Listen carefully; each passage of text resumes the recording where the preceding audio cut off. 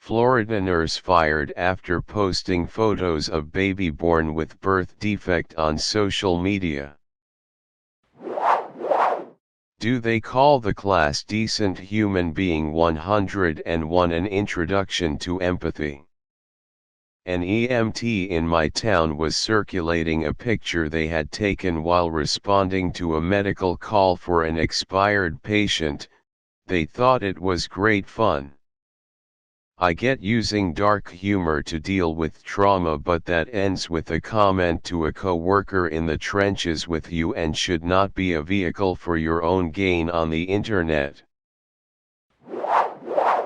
I'm just a nurse assistant and they still hammered it home to us. Do not take any pictures of patients unless they ask you to help them take a picture with their own phone. Do not talk about work on social media. Do not talk about patients outside of work. Do not text your colleagues about patients. This is really basic stuff. This was a mind-boggling lapse in judgment. Talk yes. Texting is technically okay if it's in vague terms and doesn't use identifying info, but it's still discouraged. Recorded information is inherently more dangerous both from privacy standpoint and a liability standpoint. It's best practice to just leave those conversations for in person. We're supposed to use room numbers rather than names when talking about patients at work in case anyone overhears us. I wouldn't say that one is followed 100% of the time. I work in a nursing home, they might be stricter at hospitals, but that's the level of awareness that we're expected to have regarding HIPAA. So I actually work in the OR. If there is too much intestine outside the body or if the baby is too ill for surgery, they will put the intestines in a little plastic pouch called a silo. The silo uses gravity to help slowly push the intestines back into the belly until the baby can be brought into the OR and also keeps them moist. If they don't need the silo, they'll come to us pretty soon, sometimes even the day they're born. The doctor will check the bowel to make sure there isn't any injury, will put them back in and close the little one back up. As far as necrosis, just monitoring. It's pretty easy to tell when bowel isn't happy, especially when you can actually visualize it. If that was the case, it'd be an emergency and we'd fix them up ASAP. Great questions. Unbelievable. Wow. And did most of your patients have good outcomes? I spent half an hour reading about gastroschisis after reading this article. I'm in the medical field and had never heard of this before, really got into reading about it, and it seems like it's practically routine for the specialists that work on it now. They've had so much experience. Interesting that the incidence rate is increasing. I wonder why. Edit. Thank you so much for taking the time to answer. You're very welcome. I work with adults now, really miss doing peds, but I'm about to start travel nursing, so hopefully I'll get myself to some peds hospitals. I feel like all of the kids I've seen with it didn't have too many other medical conditions going on, kinda hard to remember clearly though. Being in the OR, we never really get to see or hear how the kids do after surgery, but I don't think I've ever seen one have to come back to the OR soon after, so I'd imagine the outcomes are usually good. And as far as the procedure itself, they were almost always straightforward and never took too long. I hope the baby in this article has a straightforward case and a healthy future. Smiley face. Honestly, that doesn't bother me. When that's your job, I'm sure it is disappointing, from a personal perspective, to get a more difficult patient. No different than in any other profession where some days/tasks/customers are easier than others. I give people the benefit of the doubt to blow off steam that the rest of us can't quite understand. But posting personal information, publicly, and in a mean or mocking way. Nah, you gotta go. When she said what she said, her night was going well and then that happened. It's entirely possible she was referring to the fact that it is absolutely challenging for the medical community to witness families dealing with this stuff. That is not to excuse her post or her behavior, just looking at it from a different angle. My aunt is a nurse in pediatric neurosurgery and my best friend is a breast surgeon who spends the majority of her weeks working with breast cancer patients. Trust me, witnessing this kind of stuff does impact their days. HIPAA violations occur more frequently than people think, usually inadvertently, and the consequences can be just taking a class. Yeah.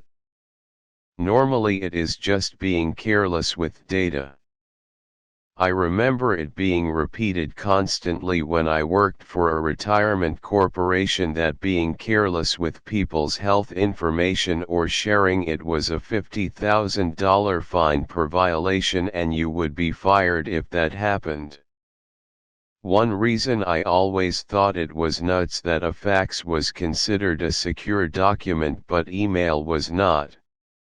Let me just send over this document with someone's SSN and health info and hope I input the right fax number and that you are by the fax machine when I send it.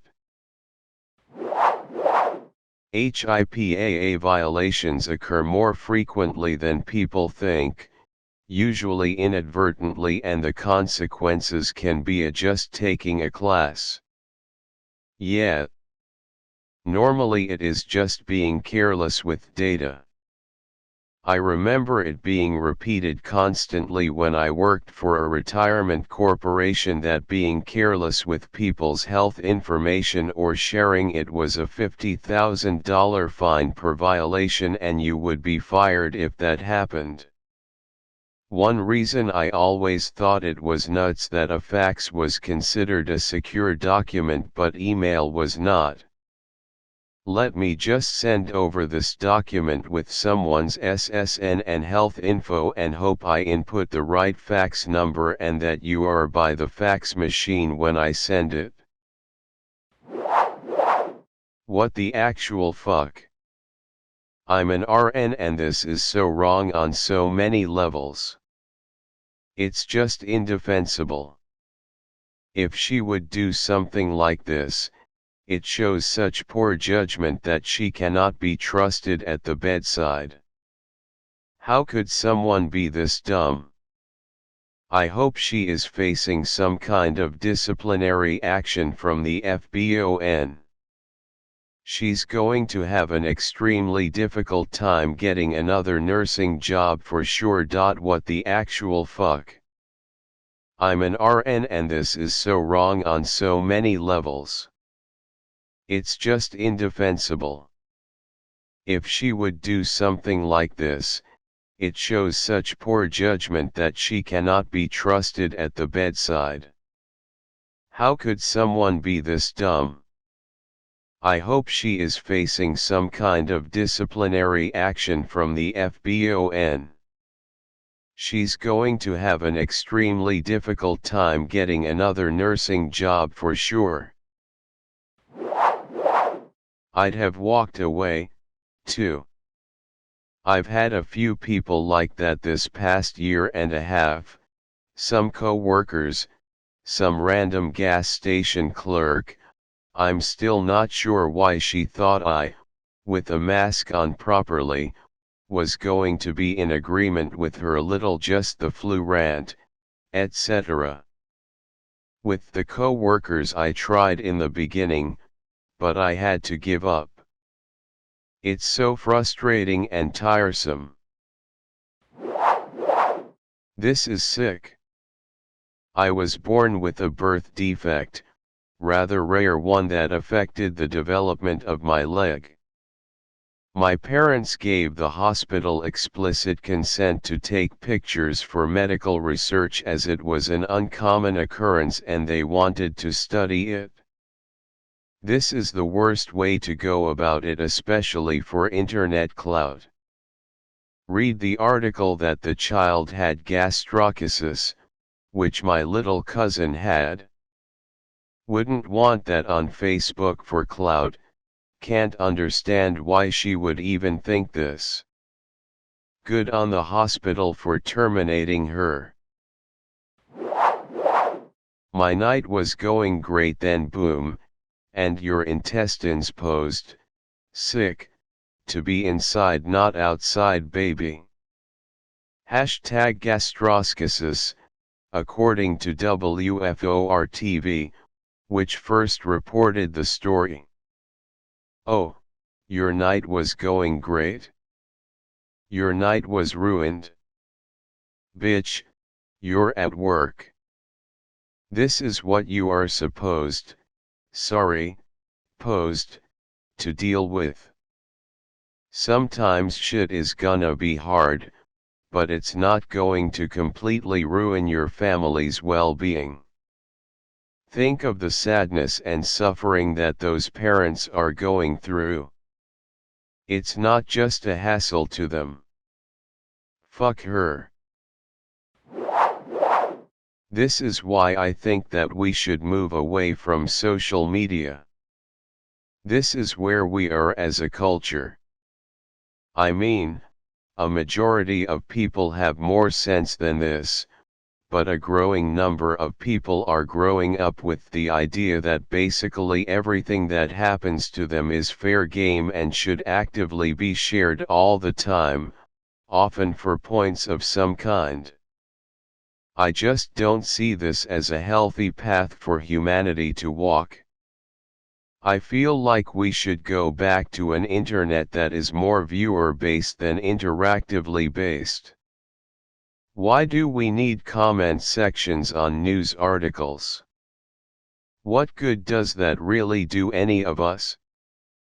I'd happily give all of that up, and that includes Reddit. It's done far more damage to us than good, in my estimation. HIPAA violation aside, I would have given her a pass if her message had been positive. Like if she had posted something like, "Look at this beautiful baby. Born with their intestines outside their body, but still fighting for life. Don't take your health for granted, folks." I mean, it would have still be wrong, but she'd just be kinda stupid. Not evil. But she was poking fun of a baby. You'd have to be psycho to do this in public. Point 1. This is why when medical professionals say, "Oh, I've seen and heard it all, you can be open and honest with me," I call BS. They gossip and make fun of people just as much, if not more, than your average human. I have several nurses in my family and friend groups, and they are always eager to clown on some patient they had. This one took it far enough to get caught. I work in healthcare too, and I'm constantly forgetting whether it's HIPAA or HIPAA. I keep thinking it stands for Health Insurance Portability and Privacy Act, when it's really Health Insurance Portability and Accountability Act. Someday the correct acronym will stick. I think it's kinda like centripetal force and centrifugal force. Centripetal force is the correct terminology, in the inertial frame of reference. The late Richard Feynman would say centrifugal all the time. I brought up this confusion to my high school physics teacher. She said genius Feynman could call it whatever he wanted, but us students needed to know the correct terminology. The photos Samuels shared on social media were accompanied with the captions, "My night was going great, then boom, and your intestines posed, sick, to be inside not outside baby. #gastroschisis.